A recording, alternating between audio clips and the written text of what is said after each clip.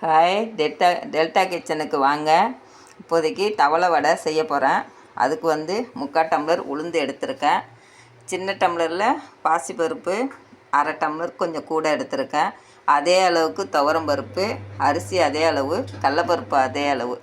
இப்போ உளுந்து தனியாக ஊற வச்சுக்கணும், அரிசி தனியாக ஊற வச்சுக்கணும். இந்த துவரம்பருப்பு, பாசிப்பருப்பு, கடலப்பருப்பு 3த்தையும் ஒன்றா ஊற வச்சுக்கணும். அதுக்கு 3 காஞ்ச மிளகா போட்டிருக்கேன். 1 ஸ்பூன் ஜீரகம், 1 ஸ்பூன் மிளகு, கொஞ்சம் தேங்காய், 1 ஸ்பூன் பெருங்காயம், கொஞ்சோண்டு இஞ்சி, ஒரு வெங்காயம். அரைச்சதுக்கப்புறம் நான் செஞ்சு காமிக்கிறேன். ஃபஸ்ட்டு அரைக்கும் போது உளுந்து தான் ஃபஸ்ட்டு அரைக்கணும்.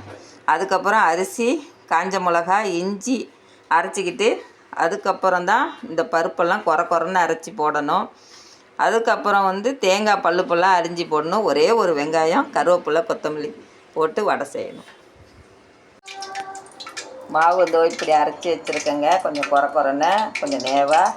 உளுந்து ஃபஸ்ட்டு அரைச்சிக்கிட்டு அதுக்கப்புறம் அரிசி இதெல்லாம் அரைச்சி மாவு இப்படி வச்சுருக்கேன்.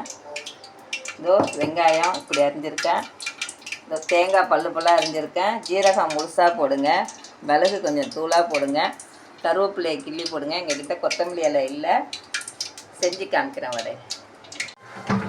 பாருங்கள், வடையெல்லாம் செஞ்சாச்சு. சாப்பிட்டு பார்த்துட்டு சொல்லுங்கள். இது மாதிரி செஞ்சு பாருங்கள். எண்ணெய் ரொம்ப இழுக்காது, ஆனால் கொஞ்சம் வேக தான் லேட் ஆகும். நல்லாயிருக்கும், சுவையாக இருக்கும். சாப்பிட்டு பார்த்துட்டு கமெண்ட் பண்ணுங்கள், லைக் பண்ணுங்கள், ஷேர் பண்ணுங்கள். தேங்க்யூ.